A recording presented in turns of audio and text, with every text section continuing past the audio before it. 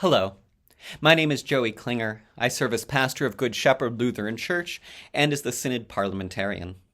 I am excited for us to have a productive and faithful Synod Assembly. You may be asking yourself, so what is a parliamentarian? Well, I'm here to offer advice, guidance, and expertise in how our assembly is run.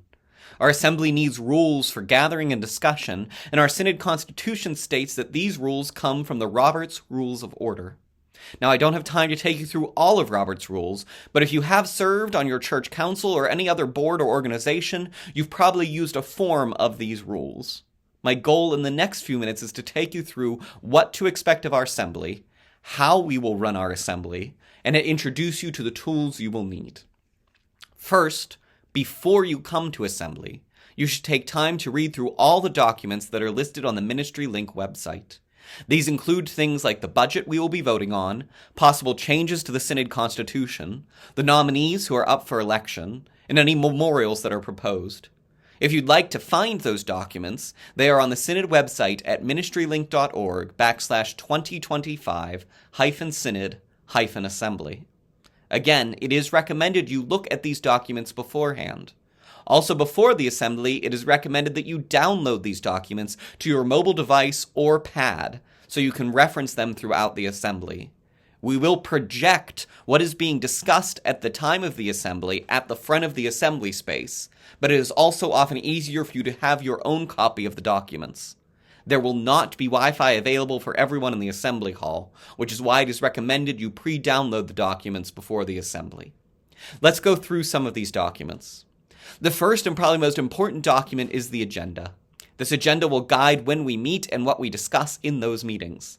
It is one of the first things we will approve. If you are wondering what we are talking about or don't know what the topic is coming up, be sure to check the agenda first. The agenda can also change, and we will vote on those changes from the floor, so you will always know what's happening. Another document we'll find is the budget, and the budget is just that. It is the spending plan for the Synod. The Synod passes a budget a year ahead, meaning we'll be voting not for the next fiscal year budget, but the year after that. This ensures that if we miss an assembly or something happens, the Synod has a spending plan already in place. Our treasurer will offer a Zoom meeting before the assembly to go over the budget and answer any questions you may have. There will also be time to discuss the budget during the assembly. Memorials will also be included in your pre-documents for assembly. Memorials are items that the assembly is called to vote on that pertain to Synod policy. Some of these memorials may call the Synod to action, and other memorials may call our church-wide organization to action. The assembly must review and discuss these memorials and vote on whether or not to pass them. In the past, we've had memorials concerning things like care for creation, the creation of the Synod Anti-Racism Task Force, encouragement of congregations to offer paid parental leave, and more.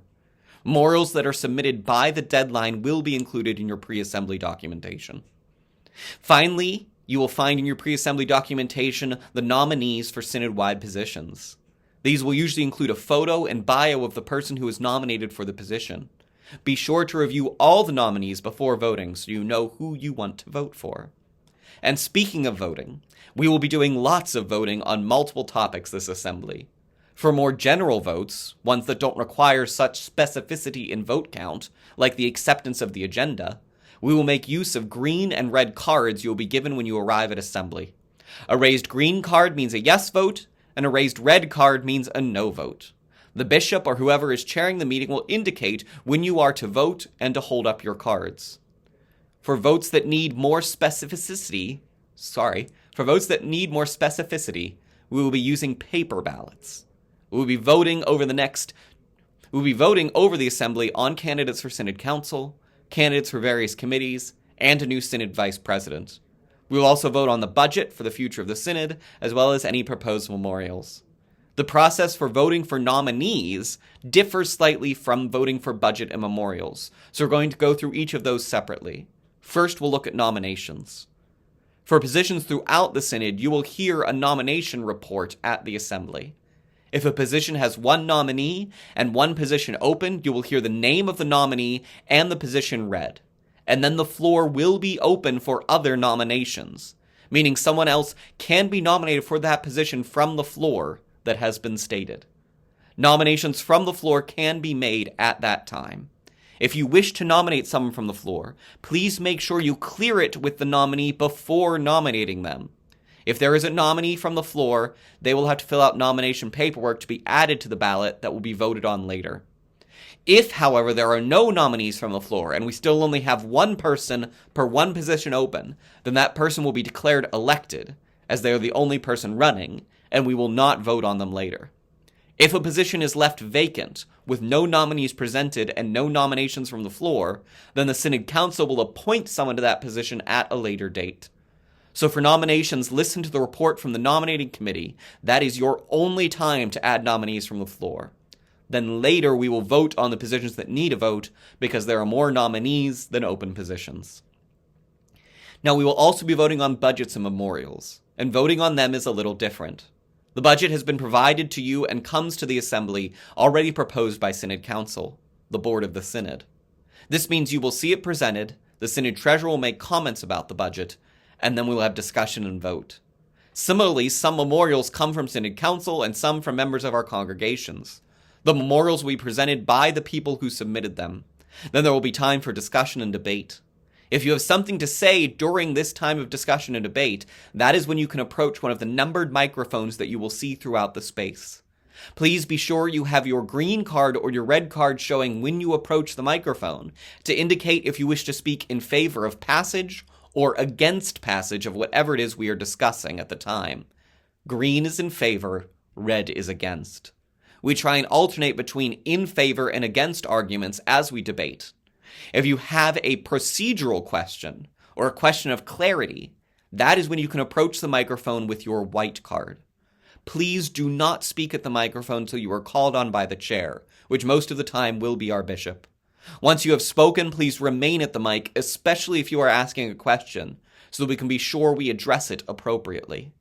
After time for discussion and debate is exhausted, then a vote will be called, and you can vote in favor, against, or abstain from things like the budget or any other memorial being discussed. There is one more thing about those white cards. Your white card can be used outside of the normal debate and voting time as well.